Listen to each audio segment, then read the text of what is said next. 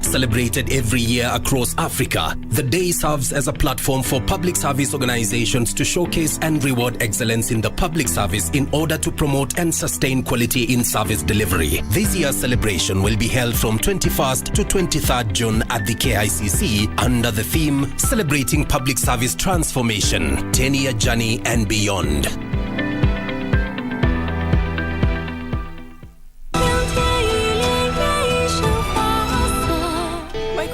Please show mercy. Please show mercy, my queen. My queen. Take her away.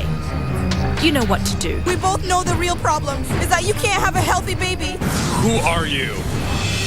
I'm Lady Betsy of Green Hill.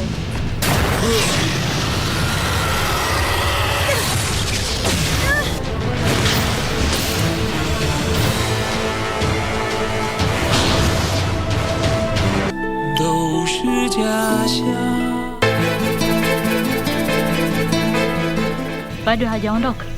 Wala sioni kama ataondoka. Wakili, uoni haya ukitangatanga kwenye compound yangu kama yako? Tutoke hapa turudi kwetu nyumbani, babe. Siondoki. Nimekuja kwetu kukaa. Sawa Siondoki na wewe. You remember I promised you nitakufungulia idara mpya?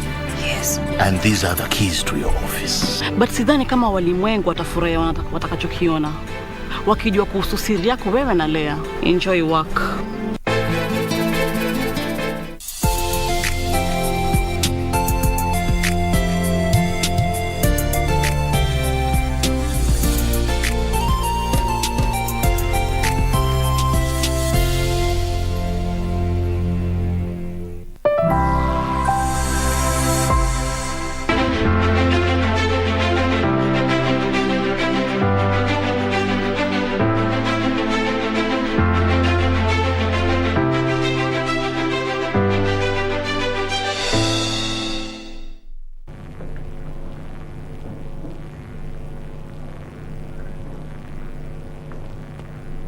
All right, a very good evening and thank you so much for keeping it KBC Channel 1. Indeed, we are coming to you live from Fairmont, the Norfolk Hotel right here in Kenya's capital, Nairobi. And we are just about to have a very important conversation that touches on how the country is preparing for the 2022 general election that is just less than 50 days to go. And we are going to be looking at the role of the media, the so-called fourth estate, in informing the electorate when it comes to making decisions in this particular election. So we're going to be discussing the presidential debate, the upcoming presidential debate that is slated to be taking place in the month of July. Why is it important? What are the issues that will be forming this particular debate, and what are some of the fundamental principles that guide such kind of a debate? And in the overall of it all, how does it inform the populace in making informed decisions when it comes to who is going to be the next president? Of course, I'll be engaging a panel of three gentlemen who will be dissecting the significance of such debates in our country, the role they have played, and what has been done to make this particular one different. In just a bit, but that is what is to be expected, Tom. And of course, we will be getting back here, when that time comes at exactly 10.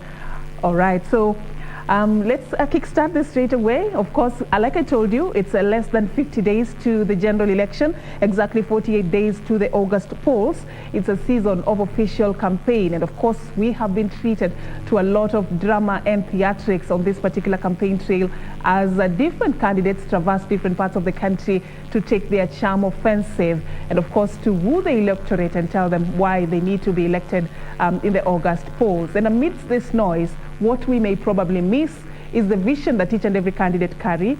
We may also miss how they plan to make this vision practical. We may also miss how they plan to make it sustainable. So that is why we are going to be focusing on how do we have a conversation that will help us look at some of the vision of some of these candidates, and of course also, who among the people who are vying for these seats is ready to offer what Kenya needs. Of course, I'll be engaging a panel of three gentlemen, and allow me to bring them in as we talk about the presidential debate 2022, a controlled platform that is going to be looking at what Kenya needs and who is ready to offer that. And of course, I'll just introduce my panel. Sitting on at the far left there, we have engineer Ruben Liala. He's a political analyst, and his passion for leadership has also seen him vie for a political seat. Engineer Ruben is also the founder and CEO of Robusta Limited, and I can go on and on about you, but thank you, sir, for creating time for us. Pleasure, Serfine. All right, and we have right in the middle there, Clifford Mashoka. He's the head of the 2022 Presidential Debate Secretariat. Clifford joined the Nation Media Group in January 2016 as the head of Corporate and Regulatory Affairs. In July 2020, he was appointed head of External Affairs and Marketing. In May 2022, Clifford was reassigned back to head the External Affairs Department. Thank you, Clifford. Thank you very much. And we have Dr. Charles Mbugua. He's a leadership consultant, director of strategy at the County Government and Management Consultancy Services, has been pivotal also as the managing director at Zintex Consulting Limited. And I can go on and on, but courtesy of time, I'll leave it at that. Thank you for creating time for us. Thank you. All right, so I'd like us to begin from a general perspective, something that will help our viewers understand why we're here today. And let's begin by just you, Clifford, telling us a bit about the Presidential Debate Secretariat, its genesis, and its key mandate. Okay. Thank you very much, Serfine, and thank you for having us here. The Presidential Debates has now become what you can call a big tradition as part of our electoral cycle. And we started the presidential debates in 2013. I think all of us saw we had almost 8 presidential candidates. Must have been the longest presidential debates we've had. In 2017, we had another round of presidential debates, and this year we're also organizing it. Presidential debates is something that is very important for an election, but also very important for an electoral cycle. And for us, the genesis of this was just to ensure that we create a platform where we promote issue-based elections and where we remove the political rhetoric and start dealing with the issues that really matter to Kenyans, whether it's issues of education, governance, corruption, name it. And so that genesis then sort of created that impetus for media to be able to come on board and say, how can we be able to create such a platform where we bring the political contenders so that they can be able to dissect and decipher issues that really matter to Kenyans. And I think we've now organized it for over 10 years. This year is different because for the last 2 presidential elections, we have organized as Media Owners Association. This year we've come together as media industry. And that's why you see that it's a partnership between the Media Owners Association, the Media Council of Kenya, who's the regulator, and the Kenya Editors Guild. And the whole idea was to make it as inclusive as possible and as representative as possible. We started this process for over 1 year now, organizing it, talking about it, seeing opportunities there. And we're at very advanced stages. One of the things that we have done is to ensure that we continuously engage the presidential candidates so that we can map their expectations and their requirements. And now that we know how many presidential candidates there is, I think those consultations are ongoing, and Kenyans should expect a quality presidential debate, a debate that will capture their aspirations and the issues that really matter to them. All right, and we look at, so far how you seek to achieve that as you continue this conversation. But just to borrow from both your experiences, Dr. and the engineer, let me start with you, engineer. Looking at what Clifford has described as the genesis of this particular presidential debate journey, on a general perspective, what do you think is the significance or the value add of having such controlled conversation as we are in a season such as the one we are in, a political season such as the one we are in? Thank you very much. Thank you for having us. My brother, you're doing a good job. We want to commend you. Looking at our country today, we want to make our democracy as a part of our culture in a stable way. And we cannot add value to democracy if we are not able to try and separate selfishness or let me say selfish ambition from now the issues that really matter to our country. So if you ask me, I would tell you it is phenomenon. It is significant in the sense that our citizen gets to separate the ambition of an individual from actually the leadership that he brings on the table. And in so doing, you realize that we will be making strides in the right direction, at least for democracy. So it's a fabulous idea. And I'll tell you, whoever wouldn't buy it, I don't think he has the interest of the country at heart. Yes. Dr. Your sentiments as well, the media taking initiative and deciding to really drive this whole process and helping Kenyans make informed decisions in an electoral period such as this. What do you think is the outcome or the impact of this particular move? Thank you very much. And once again, thank you for sticking your neck out in a very important exercise, and therefore setting a critical pace as far as media leadership is concerned. So back to you.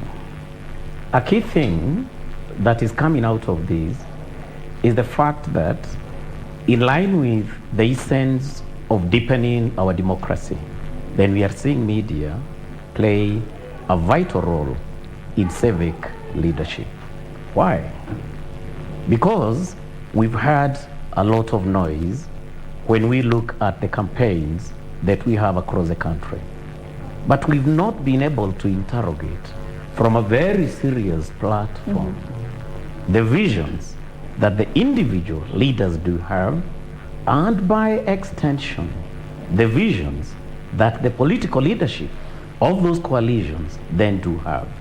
Now, once we go to the balcony and then ask them those questions one at a time, interrogate, have a conversation where all Kenyans are glued to their TV stations or radios and can listen, then you can rest assured we shall have enhanced what would be termed as a knowledgeable approach toward decision making, courtesy of the kind of surgery that the questions will undertake as far as the individuals are concerned. Right. And what is significance? Then the significance is that we shall have more informed and better informed decision making in terms of the men and women who will be in charge of our national assets, of the generations to come, and that cannot be left to chance. So to me, that conversation by media becomes key. All right, Clifford, let's talk about that surgery that he has alluded to. I mean, the presidential debate comes towards the end of the campaign season, and I'll probe you later on why this is the case. But I want to know what are the steps or process of planning such a debate, even as we head towards the 2022 presidential debate. What does it take? What has been happening in the back room, and how far are we in that particular curve when it comes to this particular debate? Yeah, a lot goes into the planning of the presidential debates. And why is that so? It's a momentous occasion. In 2017, if you look at and Dr. has just said it, being able to bring Kenyans together and to be glued on screen. We had 19 million viewership and listenership, just being able to see and listen to what is happening. This year, we're looking at a possibility of around 40 million viewers. Kenyans viewing and listening on both viewing on TV, listening on radio. And you're just not even mentioning the digital aspect. I think 5 years ago and 5 years now, we've made so much strides in terms of our digital transformation. We're able to show not only the continent, not only the region, but also the global community on what our leaders have to say about our country. What is the process of planning? A lot is going in. One of the key things that you see, other than just organizing the event and the logistical issues, is just being able to, it's a consultative process, being able to consult and talk to the presidential candidates. And it's not a one-time affair, because you also realize that they have a lot of expectations. There's a lot of issues that come out, such as moderators, bias. Is it going to happen on a platform of objectivity and fairness? And our work in the or behind the scenes is to give them that confidence that the presidential debates is a platform for you to be able to come on board in a very intellectual manner, talk about these issues. And I think Daktari and also Engineer have said it. If you look out here, there's a lot of noise. None of us know what do you have to say about education? What do you have to say about health? And our work there in the back end is there's a lot of research that goes into it, a lot of being able to touch the pulse of Kenyans. What are the things and issues that really matter to them? And so one of the things that you will see happening is a public participation process where Kenyans can be able to send questions, say, you know, I'm coming from Teso. In Teso, the issues that really matter to us is, let's say, health. We do not have ABCD. I'm coming from Lamu. The issue that really matter to us is this. What do you have to say about this? Mm-hmm. So there's aspects of research, data, being able to talk to the candidates, and that's a very consultative process. But even more importantly, let's remember that this is not a debate that is being done by one media house. I believe that every 5 years, the only time that you will see all of us coming together as media house, sitting on one table, removing aspects of competition, removing aspects of any perceptions that we have against each other, is the presidential debate. So I call it the Super Bowl event. It's the only time every 5 years that you will see only one event in all our stations at the same time. And it's powerful. Why is it powerful? There's a clear message that we're sending not only to the outside world, but it's a clear message we're sending in terms of our democracy. If you look at across the continent, Kenya is most probably one of, if you look at the statistics, maybe the only country that organizes successful presidential debates. Many have tried to organize it, Somalia, Gambia, Benin, and they failed. And that shows you, and I think Engineer mentioned it, it shows you the strides that you're making in terms of our democracy. It also shows you how we can be able to take the first step in showing this continent, showing our region. Remember, in this region, Kenya is called the haven of peace. And we're not called the haven of peace by sheer coincidence or by sheer chance. If you look around our neighbors, there's so much that's happening in terms of conflict. We're now dealing with a conflict in DRC. There's a conflict in Somalia. There's a conflict in some part of different countries. And just being able to show that model and show that example is very important. And if you see, Kenya is also taking a lead in terms of providing or spearheading peace efforts across this region. All right. Yeah. So many questions are in my mind right now concerning what you've just said, and I'm trying to categorize them. Let me begin with the issue of having a debate that is inclusive, that is objective, that is representative. Yeah. That is one of your objectives. That is what you seek to achieve. Yes. I want to look at the ideal, and this is where you both gentlemen come in. First of all, let me start with you, Engineer. As somebody who has been part of this political process, assuming you were targeted for such a debate to appear and get the opportunity to use that platform to tell Kenyans what your vision is, what would be your expectations about what is described as an inclusive, representative, and objective debate, political debate? Ideally, you may. Kenya, let me see whether it fits. Kenya being Kenya, one, I wouldn't expect fairness. For real? But one thing. Clifford is here assuring us. Yes, he's here. You want to say we can't achieve that? I want to put it like exactly how I would feel about it. I wouldn't go there expecting fairness. First of all, it doesn't exist in politics. All these people who will be interviewing me, in one way or another, have a candidate who could be me or somebody else. But the sweet thing about the whole exercise is I get to show my country, this is what I'm bringing on the table. And it's for that reason that I say, if I get any one of us politician who is not buying that idea, then he's too selfish to even be granted a platform of leadership in this country. Yes. You didn't expect fairness. Anyway, just to clarify, and Clifford is here to help me as a colleague in the profession. Yes, we have our preferred candidates, as all of us, even the ones moderating these interviews, but we are guided by a code of ethics that would actually really help you when you're doing such an interview. So, but you see, my sister, I'll tell you wouldn't let your personal biases. In politics, as politicians, we are not crybabies, and we don't come to you hoping that you are going to give us some soft landing. Yes. So any of them is not expecting that, unless he doesn't know what politics is. Yes, somebody somewhere will still play a hidden card for you. I hope that's not part of the point. But it's not a bad thing, Clifford. It's not a bad thing either way. Just to tell us and assure us how you seek to avert some of the, anticipated concerns. fears. Yeah.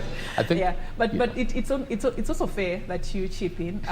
Ideally speaking, if we are to get value for such an important platform, how should it be structured? Thank you very much.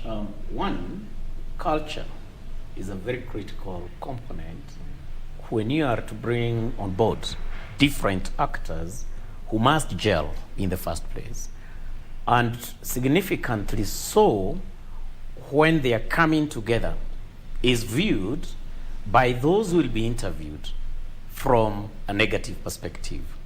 And so that component of fairness needs to become a culture across how media certainly practices media, because that's very important. Yeah. So that it doesn't wait, for example, 45 years for us to bring on board such. And it gives us an opportunity, for example, from that aspect of a fear of fairness, to start some of these activities fora early enough. But let's go to the next point of inclusion. Inclusion is one of our national values.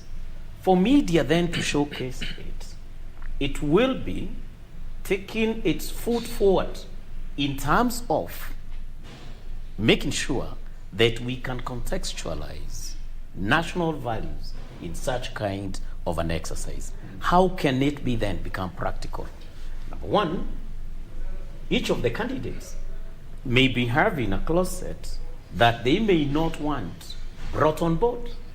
But do we have the emotional intelligence as media in terms of the moderation, preparation, and understanding these candidates to make sure that even as we question an individual in terms of corruption, for example, it is asked in a manner that is quite objective, not subjective, and that it cuts across, if then it is a theme that is a threat to the future of this nation. So how it's done, and it's relevant to what would be termed as the aspirations of the founding fathers of this nation and the generations to come, becomes very, very important. That's from that angle. But then we need to look at the other angle. Inclusivity is not just from within that component. It is also by being able to have a conversation, a dialogue with the candidates in terms of the role of this kind of a debate, not in terms of shaming them or naming them, but indeed in terms of them getting so many hours of time to truly win what would be termed as votes, and tell Kenyans away from the chaos of campaigns, this is whom I am. This is what I am offering. To me, from the two sides of that sword, that is what now should be looked at from a very emphatic perspective. One thing that is exciting about this is that it gives Kenyans a chance to see what is on the table for them all at the same time. All the candidates come at the same time, and they get an opportunity, or on the same day at least, they get an opportunity to tell Kenyans what they have to offer. And Kenyans are sort of like in a supermarket, and they choose what is working for them. What is it that we are looking for? What is our need? And who among this gentleman or ladies is willing to offer that? This is one thing that excites me about this debate. But then let me just come back to you on that fear, that concern, and I'll take you on history back kidogo on this.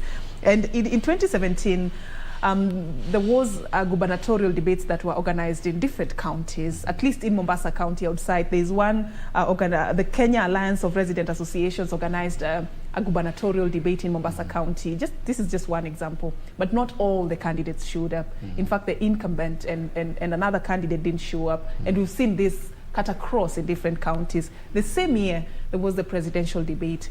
At some point, the incumbent president and his closest challenger also skipped the debate and cited concerns about the change in the format. Right now, we are heading to the 2022 presidential debate. Recently, we had concerns from one of the political players, and they're saying they may not attend this particular debate for what they termed media bias. Yes. I mean, how are you seeking to address these fears and concerns that even engineer cited earlier? What assurance can you give Kenyans that we are not going to have a repeat of the boycotts?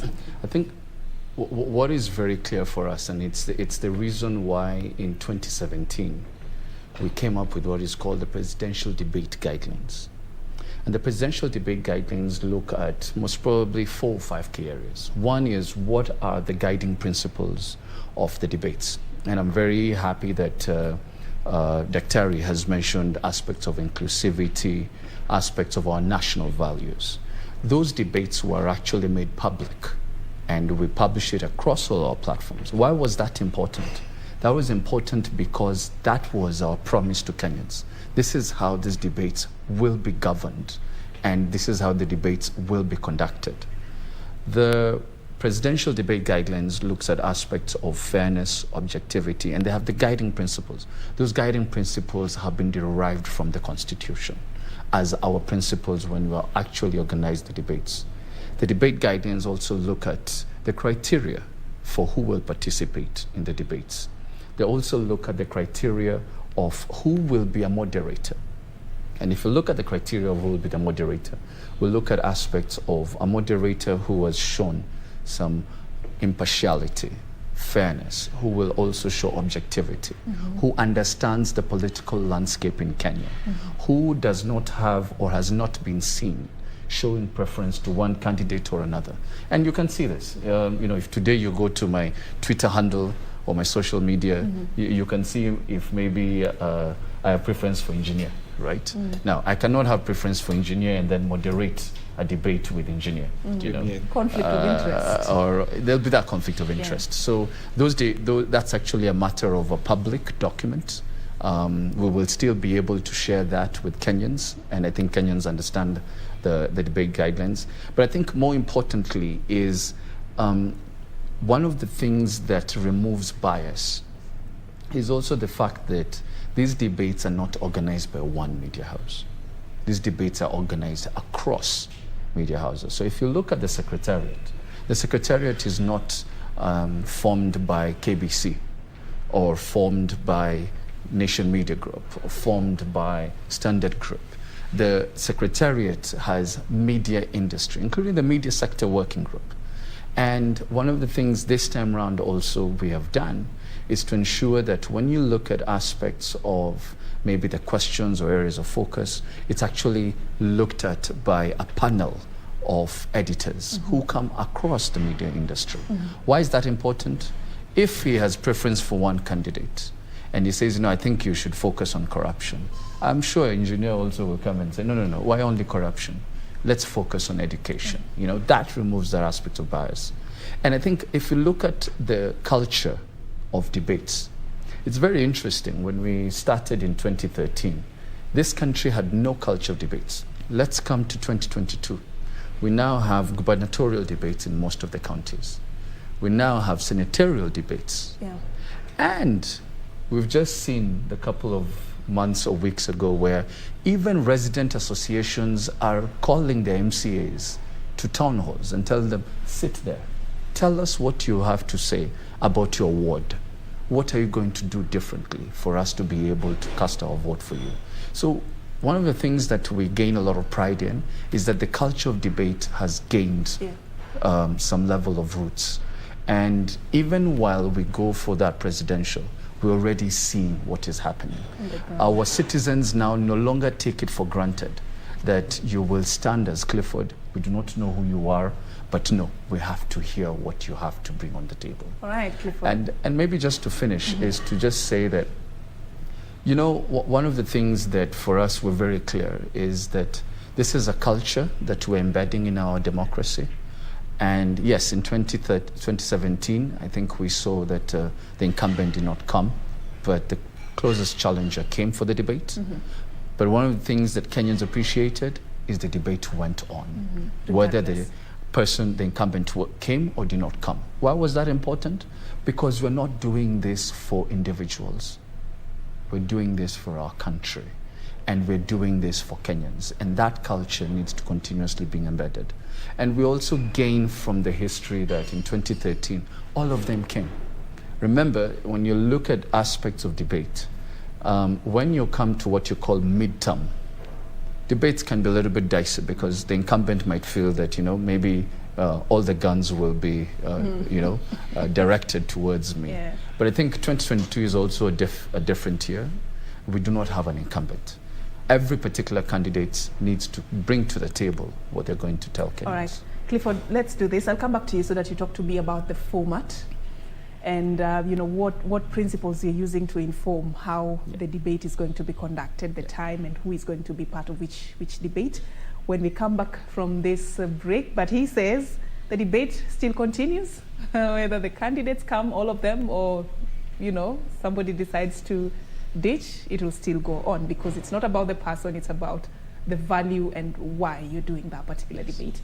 All right, so we'll come back from this particular break just to discuss more on the presidential debate 2022, its significance, how far we've gone when it comes to planning for this, and what are some of the issues that we should be focusing on even as we prepare as Kenyans to be part and parcel of this debate. That conversation coming back after the break. Do stay with us. Plus, remember, right here on KBC Channel 1, tomorrow, 10 p.m., we have our own version of the gubernatorial debates that continue. We've been running this for quite a while, so you can also stand by for that. As we take the break, do stay with us. We're coming back with much more.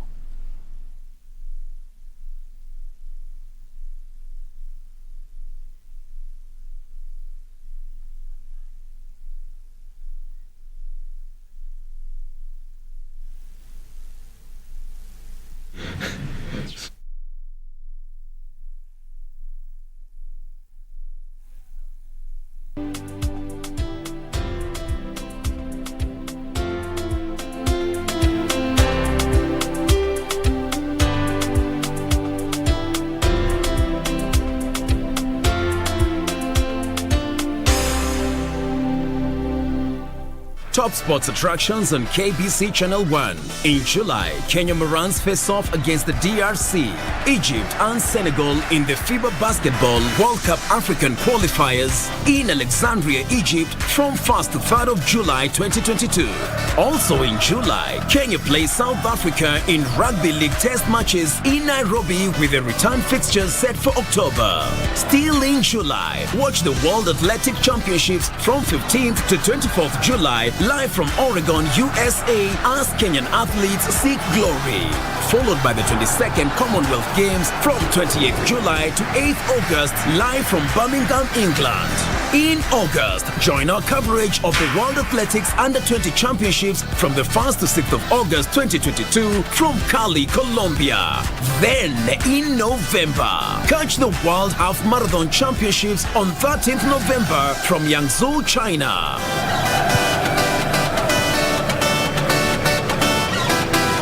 Now that's what sets us apart as KBC Channel 1, your true sports partner. Jamaica, Jamaica, big up the farmer them for acres and acres. And me I tell you we don't left the creator. Mama, don't you cry. Big man, dry your eye. Ooh, teach your son if that destroy where. Sama kwa tatizo ocha.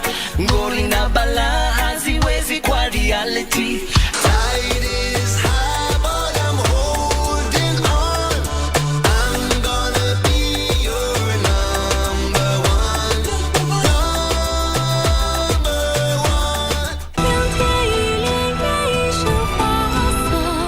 My queen, please show mercy. Please show mercy, my queen.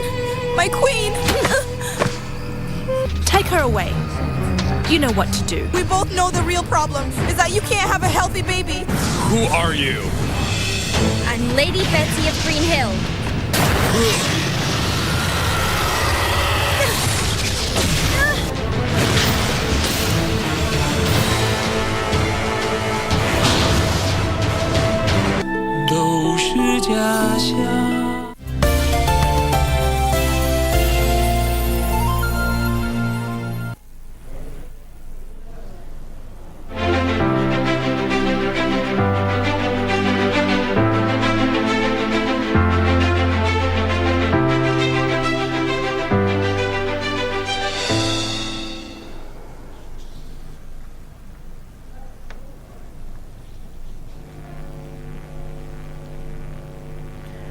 All right, welcome back and thank you for staying with us. Of course, we continue with tonight's edition of Kenya Decides. We're helping you make informed decisions when it comes to the August polls. Tonight, we're talking about presidential debates 2022.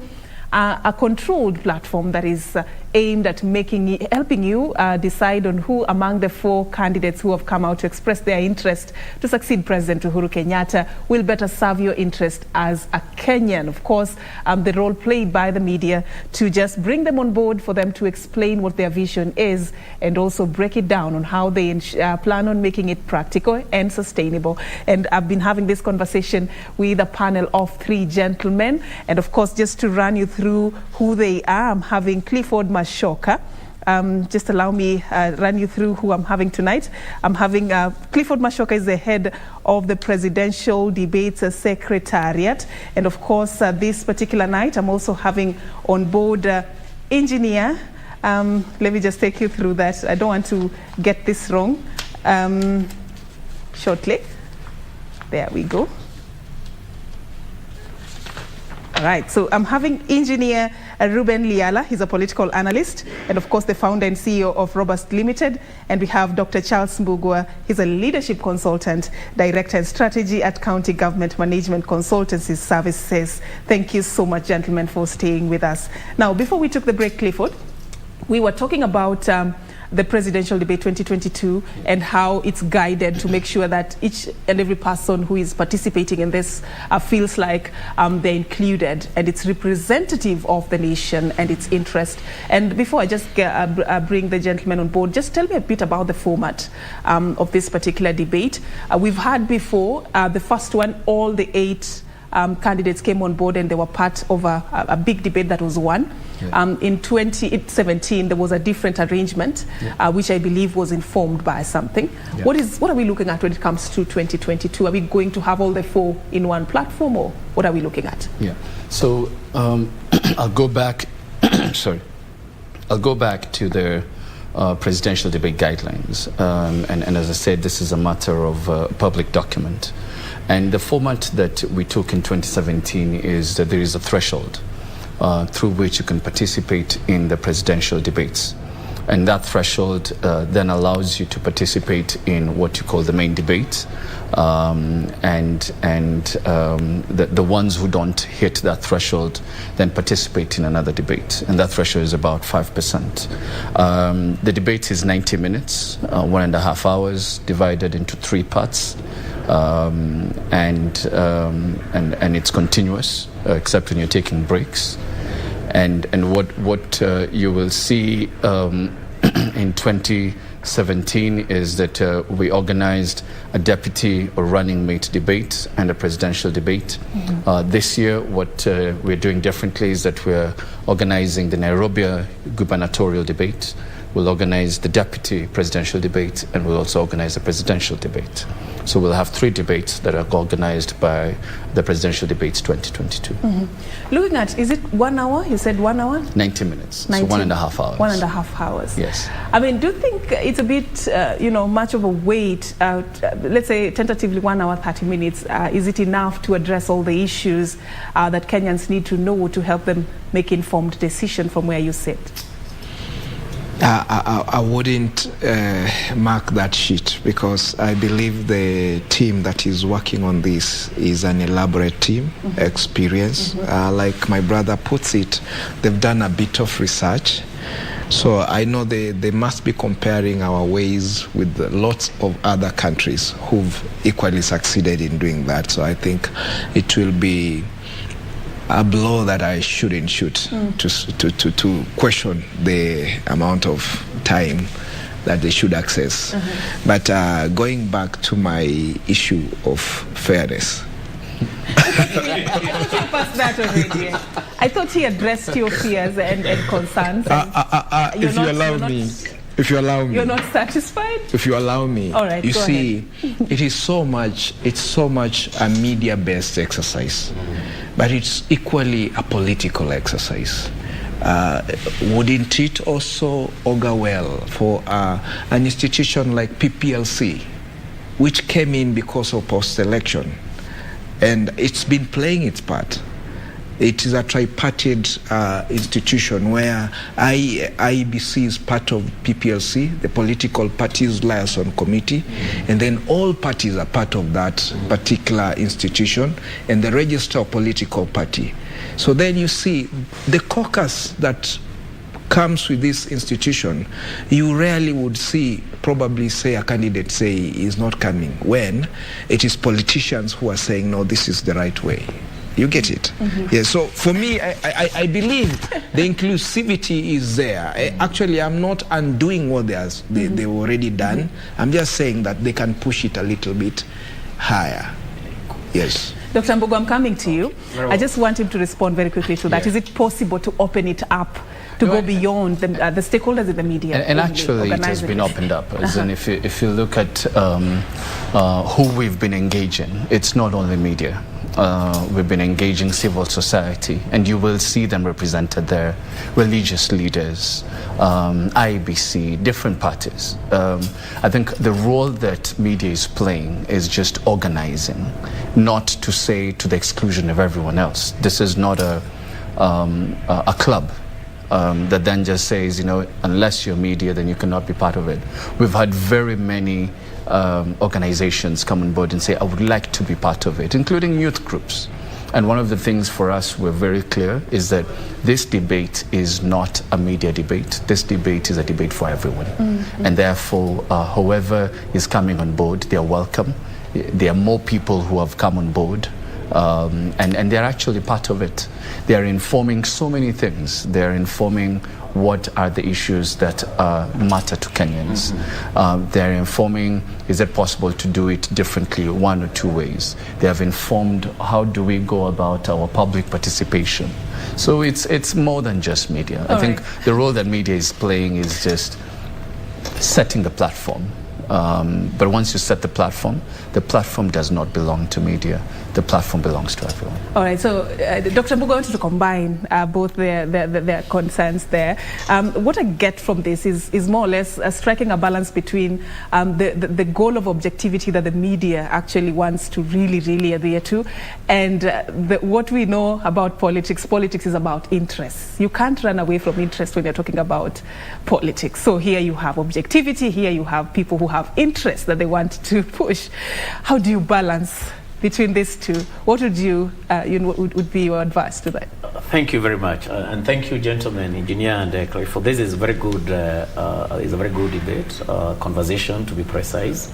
That is getting deeper into the modus operandi of where we are in regards to the presidential debate. But the key thing here is that there is the art and science of inclusivity. And I think that's what you're trying to look at. Number one, the art here has been well brought on board by media council and other practitioners within all the members of the Fourth Estate who have been brought on board. The science of making sure that what we are measuring through the questions that we are bringing on board must be above board. So that indeed then it reflects, number one, the aspirations of the Kenyan people, from now the mirror of those who will be responding. And so having an equally inclusive audience that could even then also question becomes very important, so that representation across diverse groups, then is able to showcase inclusivity. But even as these questions then are asked, they must be moderated so that we have decorum, so that we have got respect, because respect is a critical component within our national values. And that way then the culture that we would like to have of having conversations pertaining to the desired end state of what we shall bring on board as the leadership becomes a very important part of the heartbeat of the culture that you're bringing on board. Yeah. So these two gentlemen, great men, plus what you are asking, then is illuminating where we should be in July by making sure that if there are any dots, any I's to be dotted or any T's to be crossed, then as media, that needs to be done as we move on. Because I believe day in, day out, there are a few lessons that we can learn. That's how I put it. Yeah. How do you create a platform to allow the players express their interest without getting caught up in it? That's the big question that I believe we are asking at this moment. But let's move on in the interest of time. Just look at something else also. The big issue that is on the table is what are the issues that need to inform this election? What is it that is of interest for Kenyans? Before I get to Clifford to tell me more a bit about how they've gone about crafting this messaging that they will be probing the candidates on, I just want both of you to tell me a bit about, from where you sit looking at the candidates, let's put it in context, the candidates and the 2022 political dynamics, and even the state of our country right now. What is it that you feel is close to the heart of Kenyans, representative of the entire nation, that as you watch that presidential debate, you don't want the moderator to wind it up before they touch on those fundamental issues? Let's start with you. Thank you. I think if that debate will be devoid of personalizing issues, and then it touched on the unity of this country, for me, we will have scored big, because I watched the two debates, but the competition was about who is brilliant and who has done more faults. So then it is a competition of words of who can defend himself better than the other. And at the end of the day, the analysis will be who was good. You get it. But for me, I think we are at a point as a country where we also need to stop complaining and look at ourselves for who we truly are as Kenyans, and acknowledge when leaders are doing stuffs that are right. Like, for example, there was a time in this country where the campaign main agenda was just infrastructure. So Kibaki would stand and say infrastructure, infrastructure. And Raila too would also stand and say infrastructure, infrastructure, infrastructure. Then Kenyans, here we are given infrastructure by Uhuru and we're still bickering. And then we go for the debate and it becomes an issue of somebody defending himself over something that he has done really perfectly well. I think if we approach the debate on issues and unity be part of the main agenda, then for me, I think we'll have scored. What would you want your next president, if they will be standing on that podium, to talk about? What issues do you want them to convince you on? What areas are you looking at as a voter? I will tell you, challenges in Kenya are very geographical. The challenges that coastal people are facing are very different from the challenges, for example, that the mountain guys are facing. So I know if we are going for the issues, unity will be paramount only if all of us feel like our issues actually are on the table and they're being addressed. So I know we need better health, we need education, we need all this stuff. We need to probably get more opportunities based on how the policies will be crafted from those specific governments. But I can tell you, for me, if we stick together, like if in this case, my candidate, Raila, if he's able to stand, to do that. I'm sorry. If he's able to stand with our opponent, the vice president, and they can confess to the country, regardless of how this election goes, we will stand together for the unity of the country. I will accept the result. I will use the right channels. You get it. So that the country is bigger than these individuals who are within their rights to vie. Well said, Engineer. Yes. What would be those issues that you feel are really hot for this 2022 general election, specifically speaking, that must be addressed on that platform? Thank you, Serfine. Now, this is an interesting one, indeed a complex one, because now we are putting ourselves into that particular position. As far as that fellow Kenyan who is in Kiwayu, in Lamu, or in Lafe, Mandera is concerned, in terms of the aspirations of the people of the Republic of Kenya. Very well. If then, as Engineer has said, we have got unity, that unity of purpose, coupled with a presidential candidate then who can deliver what would be termed as patriotism within this country, that would be great. But palpating to feel what Kenyans today are talking about, majority have got the issue pertaining to our economy. That indeed a basic need like food, we can't meet it for a number of families. Then it means that even as they get health and education, at times it doesn't make much sense. So if we have got unity of purpose, coupled with patriotism, selflessness, to a point of sacrificing for the sake of motherland, then we see how we can deliver a vibrant economy, a role of national government, and even a role of county governments, because own source revenue of county government is what I would want to hear from a presidential candidate, together with the governors that they have.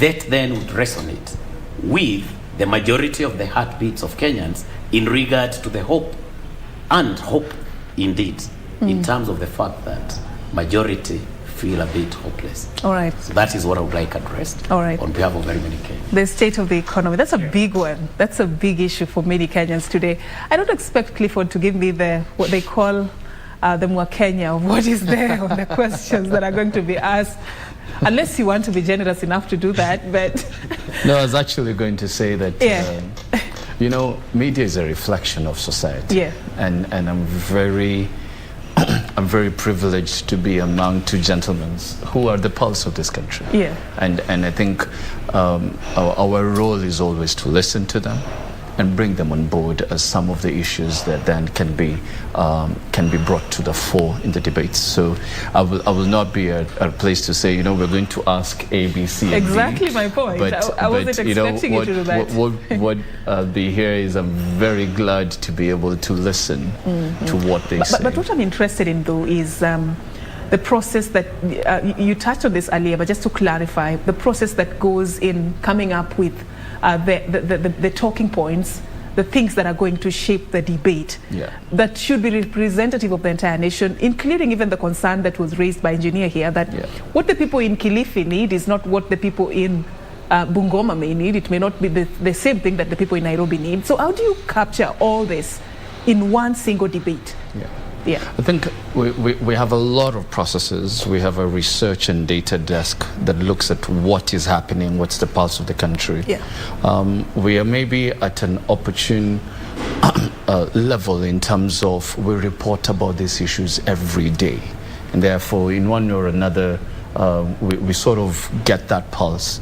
But there's something that Engineer said. Engineer asked, how do you bring on board other actors in society? and I think Daktari also mentioned it. These actors in our society are able to inform some of these things that really matter to Kenyans. And one of the key things that we're doing is ensuring a clear public participation where Kenyans themselves will be able to tell us what really matters to them in different fora, whether it is through text messages, whether it is through videos, whether it is through questions, and all those will be captured as the real issues. I think it's very important to also mention that I know engineer mentioned, aspect of fairness. All candidates are always provided for with the areas of focus before they come to the debate. Why? Because it's very important for you to be able to know these are the 7 areas that will be asked, so that you're not told the questions, but you know that, whether it's economy or education or cost of living, and then being able to come on board and say, okay, on this particular aspect, this is what I have to bring to the table. And those areas of focus are then shared with the candidates. They prepare very well on how they are, on what they're going to say. But what is very important for Kenyans to know is that the only person who knows the questions is the moderator. The moderator? Yes. Not even myself, no one. And the reason why that is important is just to remove... Look at his body language. It's like I can't believe that. No, That's what he's saying, essentially. Whether it was in 2013... this culture of lack of trust. I'm lucky that I was part of 2017 and now I'm part of 2022. No one knows the questions. Why is that important? You remove that aspect where Clifford will come and say, I think you should ask Daktari this question. No. The areas of focus are very clear. Kenyans will know about them, but the questions will only be asked by the moderators. Something he said, and this is on a light note, he already alluded to who his preferred candidate is. Yes. Many are asking, why towards the end of the campaign trail though? Because at this time, I want to believe a majority of Kenyans have already made their choice. They've already decided who they want to vote for. Yes. Even at this point, a good example is engineer here. Yeah. So when you have such a debate towards the tail end of the process, what is it that you're looking at? Is it possible to bring it forward a little bit? The debates have most probably 4 key objectives. One objective is to be able to drive issue-based elections. So, I think one of the things that the esteemed gentlemen here have said is there's so much noise. Whether you're going closer to the elections or not, there's so much noise, but there is no real issues that come out. The debates are able to bring out the issues. Number 2, one of the things that the debates do is to be able to tone down the high stakes. Yeah. We underestimate that when you see the 2 gentlemen or the 4 gentlemen in front there standing together, it means unity. Right now, everyone is in very different corners doing their rallies, but the debates bring them together. Yeah. When you shake the other person's hand, you demystify the presidency, you demystify these individuals, and there's some level of unity that we show the country. Very important, because most of the time the stakes are too high. You almost feel that people are enemies, but they're not. We all belong to this country. And I think the third aspect that the debates also do is that as of just this last weekend, we still saw that you have 4.4 million undecided voters.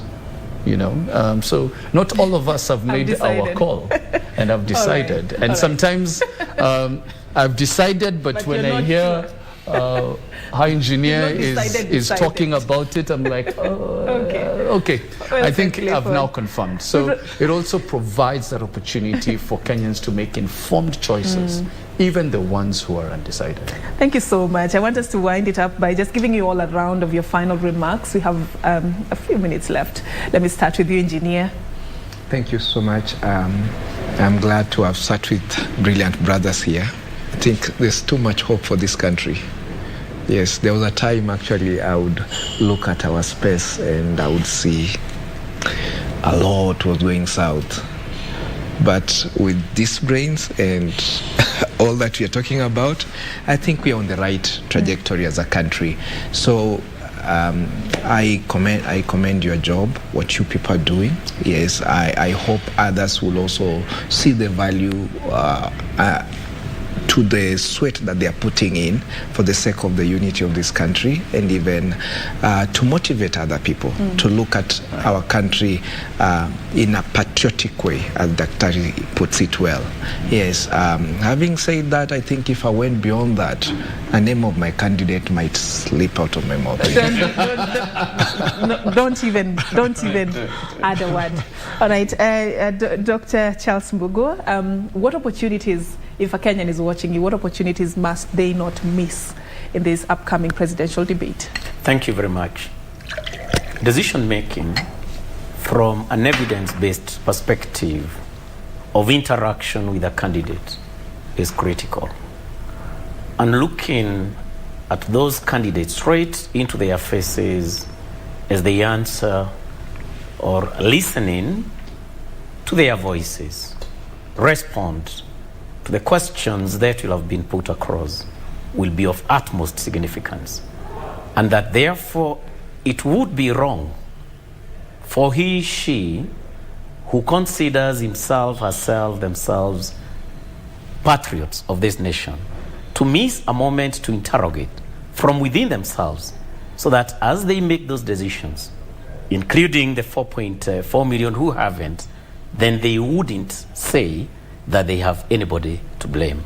It is a moment that is momentous, and each one of us must grab it if we truly love and value our motherland. And this goes also to the candidates, right? Yeah. All right. So Clifford, you get the opportunity to tell Kenyans why this is a moment they shouldn't miss.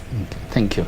I think in a country that has very many diverse voices, debates come to be able to offer clarity, and not clarity of personalized sort of discussions, but clarity of issues. And what we're looking at is being able for all Kenyans to come on board and be part of this process. This process is important for many reasons, but the most important one is our democracy. Being able to take our democracy to the next level, and being able to choose leaders who are able to take up issues and not any other issues or any other aspects. And I think that's what debates do. Our hope and aspirations, not as presidential debates, but as Kenyans, is that the candidates will be able to come, will be able to tell Kenyans what they have to offer, and Kenyans can be able to look them in the eye and say, thank you for that. You were able to come on board and tell us on these particular issues, what do you have to offer all of us? Thank you so much. Clifford Mashoka, the head of the 2022 Presidential Debate Secretariat. I was having a sit down tonight also with Dr. Charles Mbugua. He's a leadership consultant. Thank you, Daktari. And Engineer Ruben Liala, he's a political analyst. Thank you, Engineer, for creating time for us. All right.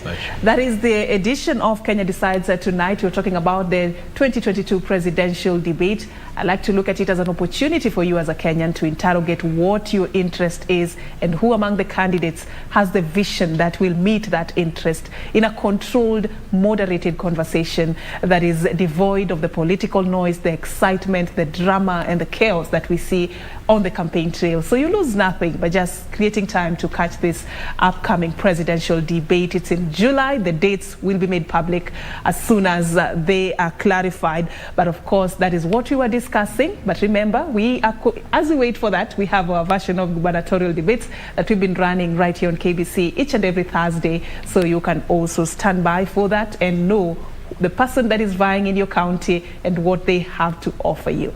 Thank you once again. My name is Serfine Achieng, signing out from Fairmont, the Norfolk Hotel. Have a good night and God bless.